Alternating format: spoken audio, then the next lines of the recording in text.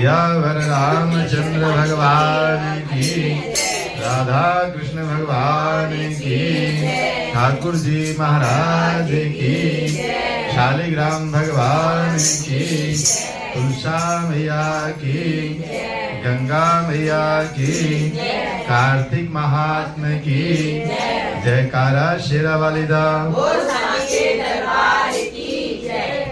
ओम नमामो गणेशं स्मरामो गणेशं जपामो गणेशं भजामो गणेशं नमामो गणेशं नमामो गणेशं जपामो गणेशं जपामो गणेशं।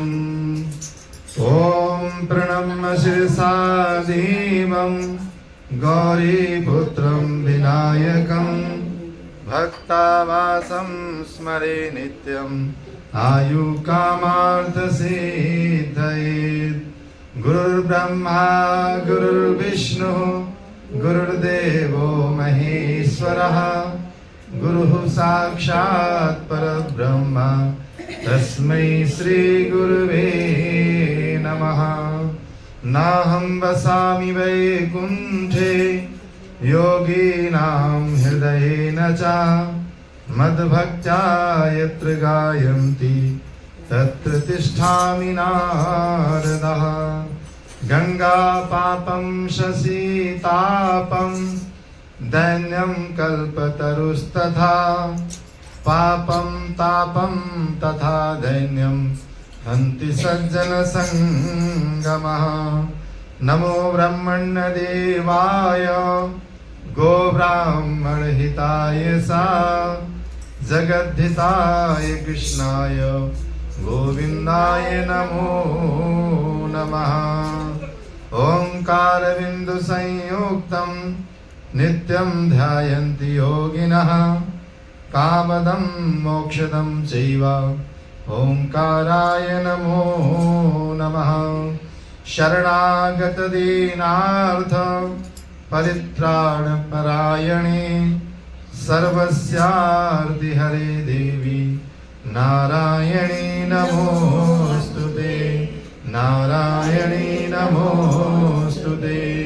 बोलिए शंकर भगवान की, बोलिए वृंदावन बिहारी लाल की, शालिग्राम भगवान की, तुलसा महारानी की, गंगा मैया की, कार्तिक महात्मा की, जयकारा शेरा वालिदा।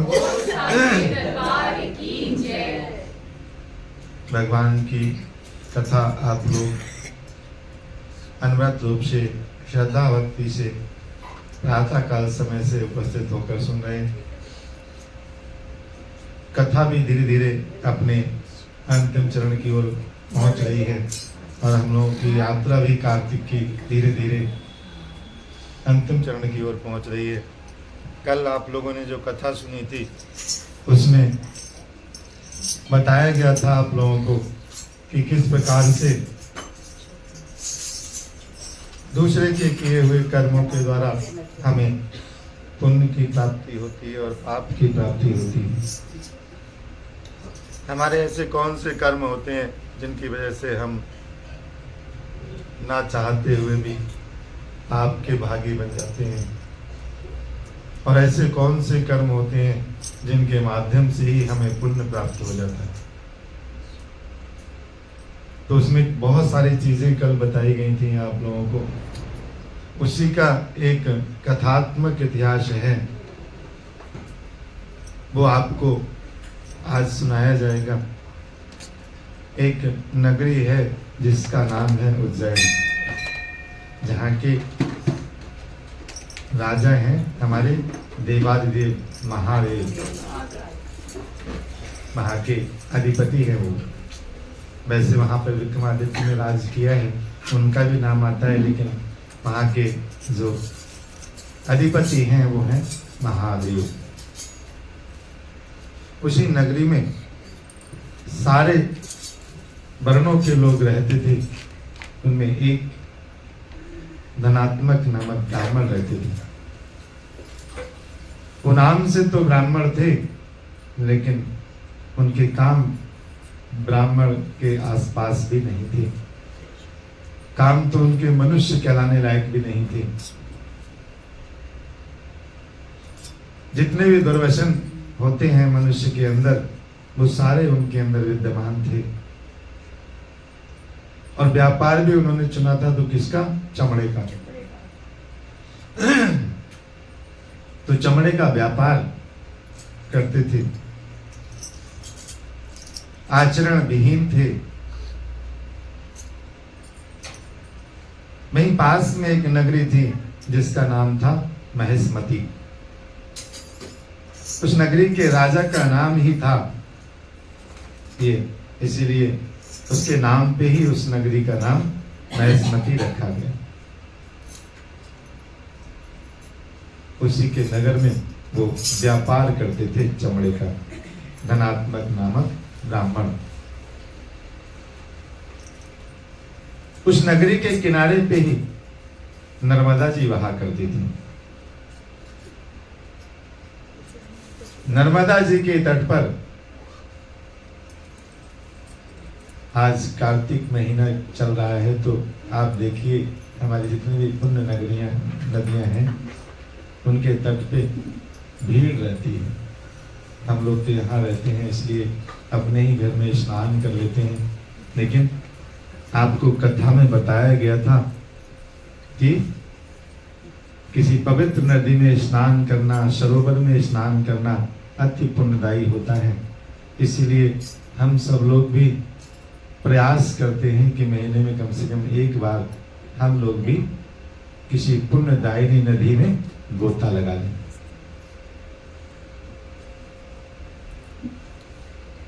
तो इसलिए जो नर्मदा जी थी, उसके तट पे स्नानार्थियों की अपार भीड़ रहती थी। और जहां पर भीड़ रहती है, वहां पर व्यापार करने वाले लोग भी अपनी अपनी सुविधा के अनुसार अपना स्थान बना लेते हैं। जैसे अभी यहाँ पर कोई मेला लग जाए, तो वहां पर पकौड़ी बेचने वाला भी आ जाएगा, चाट बेचने वाला भी आ जाएगा, गोलगप्पे बेचने वाला भी आ जाएगा, तिलक लगाने वाला भी आ जाएगा, तो सब आ जाएंगे। इसलिए ये जो कार्य है, इससे व्यवधान होता है, आप पहले कर लिया करो इसको। तो वहां पर सभी लोग जो है अपने अपने कार्य के अनुसार आ जाते हैं। जो भगवान का भगत होगा वो तो भजन करेगा, और जो व्यापार करने वाला होगा वो सोचेगा हम अपनी वस्तुओं को कैसे बेच लें। तो जो धनात्मक नामक व्यापारी थे, वो चमड़े का व्यापार करते, जो चमड़े से बनी हुई वस्तुएं थी उनको बेचा करते थे। लेकिन ऐसे लोगों के बीच में आ गए जो भगवान के भगत हैं, जहाँ पूरी भक्ति की ही नगरी है। तो वो देखते थे कि प्रातः काल 3 साढ़े 3 बजे से ही लोग उठ जाते हैं और स्नान कर रहे हैं। कोई माला जप रहा है, कोई भजन कर रहा है, कोई कीर्तन कर रहा है, कोई पाठ कर रहा है। सब अपने अपने माध्यम से भगवान की भक्ति में लगे हुए हैं। उन्हीं के बीच में वो भी कभी इस गली, कभी उस गली, कभी उस गली, ऐसे घुमा करता था। तो अगर हम किसी से कोई चीज आदान प्रदान करते हैं, तो उससे हमारा स्पर्श होता है। उसके शरीर से, उसके हाथों से लेंगे कोई चीज, तो ना चाहते हुए भी हमें ये चीजें प्राप्त होती हैं। तो व्यापारी, क्योंकि भाव उसका भजन में बिल्कुल नहीं था, लेकिन भजनानंदी लोगों के बीच में था। इस कथा से हमें ये मालूम होता है कि सत्संग की महिमा कितनी होती है। अच्छे लोगों का साथ हमारे लिए कितना लाभकारी होता है। तो कहते हैं वो दिन भर उन्हीं से बातें करता था और उन्हीं से अपना व्यापार करता था। तो अगर कोई अच्छा व्यक्ति होगा तो रास्ता चलते भी आपको कोई अच्छी सलाह दे जाएगा। 2 मिनट के लिए भी मिलेगा तब भी वो आपसे कोई अच्छी बात ही कर जाएगा। वो देख रहा है कि कार्तिक के व्रत के उद्यापन विधि क्या है, जागरण को भी देख रहा है, उसने पूर्णिमा को भी देखा, उसने व्रती ब्राह्मणों को भी देखा, उसने गौओं को भोजन करवा रहे लोगों को भी देखा, तथा ब्राह्मणों को भोजन करा के दक्षिणा आदि अर्पण करने वाले लोगों को भी देखा। नित्य प्रति भगवान शंकर की प्रसन्नता के लिए होती हुई दीपमाला को भी देखा।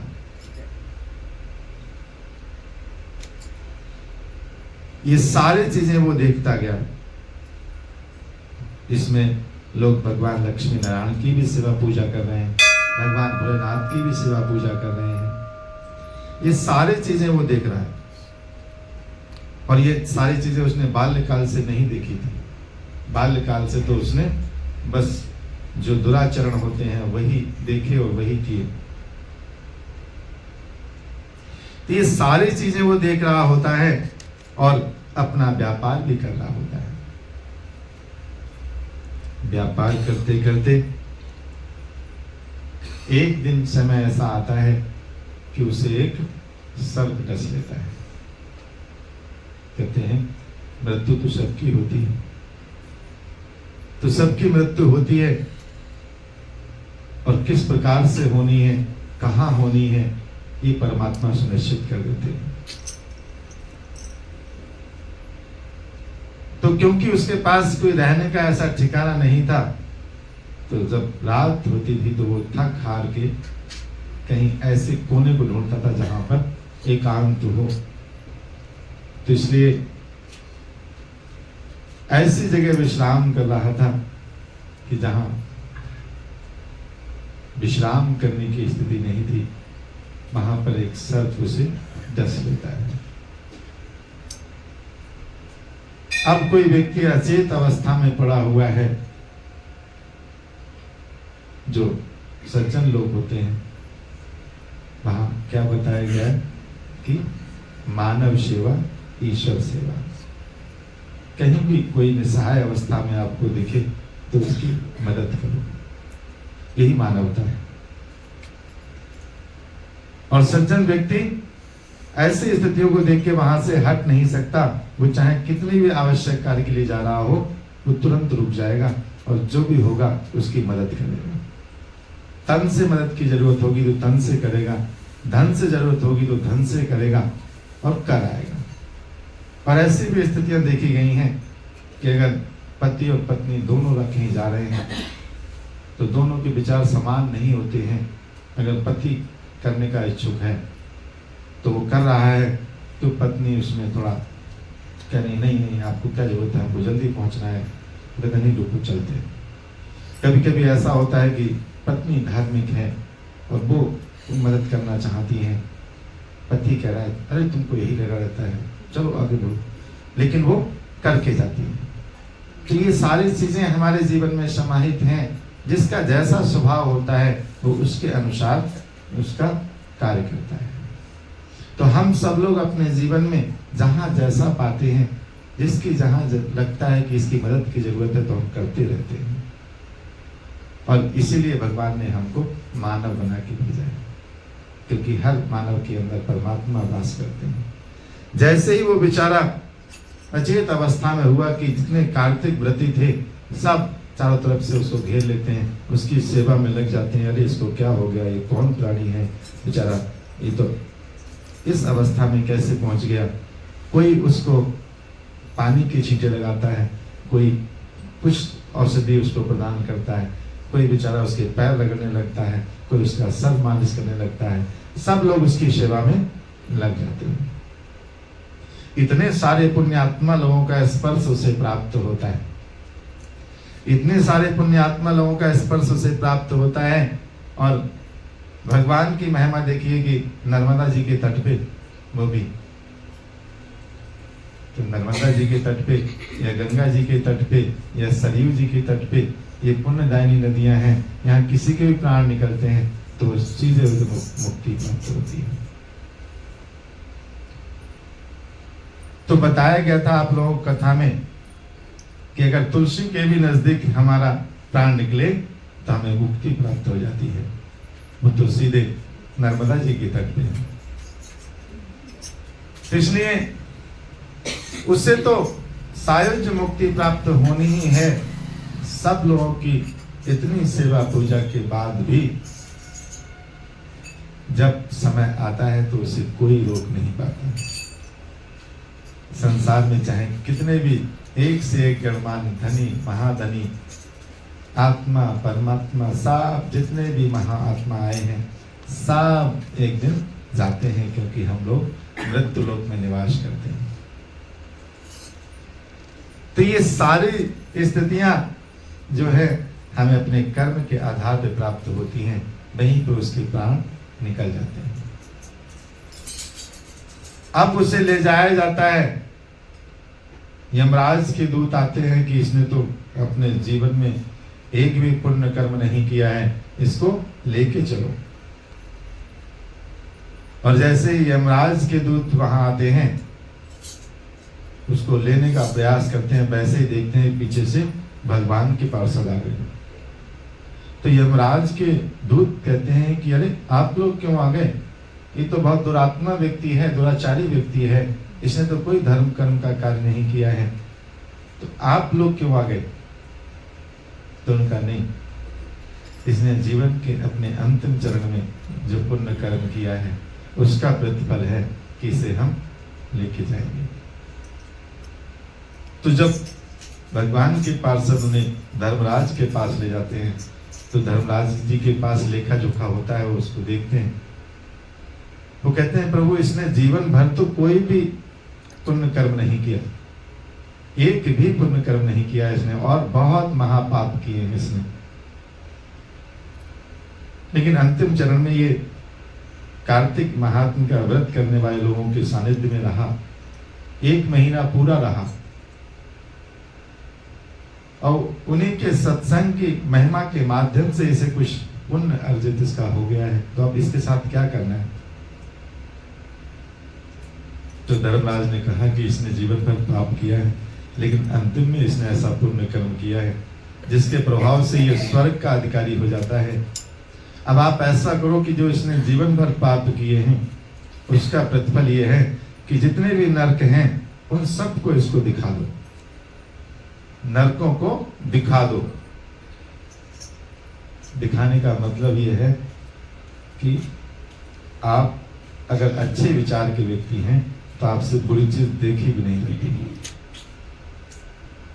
आपके सामने अगर कोई आप किसी को हताहत करे तो आपका हृदय पसीज जाता है, कंपायमान हो जाता है। कभी कभी तो ऐसा होता है दूसरे की पीड़ा देख के कोई दूसरा बेहोश हो गया। ऐसी स्थितियां क्यों होती हैं? क्योंकि जो व्यक्ति बेहोश हो गया वो बहुत दयालु है, उससे वो चीज बर्दाश्त नहीं हुई। दुख किसी को हुआ और दुखी कोई हो गया, ऐसा होता है। तो नरक की यातना देखना भी बहुत बड़ा काम है, अपने आप को संभालना बहुत बड़ा काम है। तो उनका इसको नरक की यातना दिखा दो, जाओ घुमा फिरा कर ले आओ, उसके बाद इसे यहाँ पे रख लेंगे। तो भगवान के पार्षद उन्हें यमराज के दूतों को देते हैं, कहा उनको लेके जाओ, कुछ समय तो ये आपके सानिध्य में रहें। बेड़ियां उड़ियां नहीं बांधनी है क्योंकि इन्होंने पुण्य कर्म कर लिया है। कुछ लोग ऐसे होते हैं कि जो अपराधी होते हैं उनको बेड़ियां डाल के ले जाया जाता है, और कुछ बड़े मंत्री मिनिस्टर जाते हैं जब जेल तो उनको ऐसा सम्मान पूर्वक बेड़ियां डाल के नहीं ले जाया जाता है। जाते तो जेल हैं लेकिन ऐसे जाते हैं जैसे ससुराल जा रहे हो। तो इसलिए भगवान की कृपा जिसको प्राप्त होती है तो वहां नरक में भी जो जाते हैं तो वो भी राजसी ठाट बाट से जाते हैं। तो उनको सारे नरकों को दिखाया गया, सारे नरकों का विवेचन कराया गया, सब कुछ बताया गया, दिखाया गया। और जैसे ही वो वहां जाते थे तो उनके प्रभाव से, कहते हैं पुण्यात्मा व्यक्ति कोई अगर नरक में भी जाता है तो वहां नरकी लोग भी उनको राहत महसूस होती है। तो कहते हैं हे अरुण नंदन यमराज, यह ब्राह्मण नरक में डाले जाने के योग्य नहीं है, क्योंकि इसने अंत समय में कुछ शुभ कर्म किए हैं जो कि नरक यातना को नष्ट करने वाले हैं। जो लोग भगवत भक्तों का दर्शन करते हैं, उनसे वार्तालाप करते हैं, उनका स्पर्श करते हैं, चाहे उन्होंने कोई पुण्य कर्म ना किया हो, सहज स्वर्ग के अधिकारी हो जाते हैं। अतः जो धनेश्वर नामक पुण्यात्माओं के संग का स्पर्श पाकर स्वर्ग का अधिकारी हो गया। हम लोग सब लोग आ रहे हैं यहाँ पर कार्तिक का महात्म्य सुनने करने, हमारे घर के लोग भी उससे लाभ कमाएंगे, इसमें ये बताया गया। तो आप अकेले अपना ही नहीं कल्याण कर रहे हैं, अपने घर परिवार का भी कल्याण कर रहे हैं। वो कहते हैं कि इसलिए स्वर्ग का अधिकारी हो गया क्योंकि इसने अंतिम समय में उन लोगों के साथ निवास किया। रहने से, स्पर्श करने से, उनसे बातें करने से उसे पुण्य का प्राप्ति हुई। कहते हैं अतएव यह पुण्यात्मा है, इसे यक्ष योनि दो और केवल इसे पाप भोग करने वाले नरकों को दिखाने के ही इसकी मुक्ति हो जाएगी। इसलिए हम सब कार्तिक व्रत करने वालों से प्रार्थना करते हैं कि आप सब लोग पुण्य के अधिकारी तो हैं ही हैं, साथ साथ आप सब अपने परिवार के भी हितकारी हैं। आप भगवान के भजनानंदी हैं। भगवान आप लोगों को ऐसे ही स्वस्थ मस्त रखे और आप भगवान के श्री चरणों में अपने मन को लगाए रखें। आपकी प्रीत अनवरत स्वरूप से भगवान के श्री चरणों में बनी रहे। बोलिए लक्ष्मी नारायण भगवान की, सीताराम चरण रति मोरे, अनुदिन बढ़े अनुग्रह तोरे। हे प्रभु, आपके चरणों में मेरा अनुग्रह दिन प्रतिदिन बढ़ता रहे। हम आपके श्री चरणों में प्रणाम करते हैं। बोलिए ठाकुर जी महाराज की, तुलसा मैया की, गंगा मैया की, कार्तिक महात्मा की, जयकारा शेरावालीदा बोल साचे दरबार की, बांके बिहारी तेरी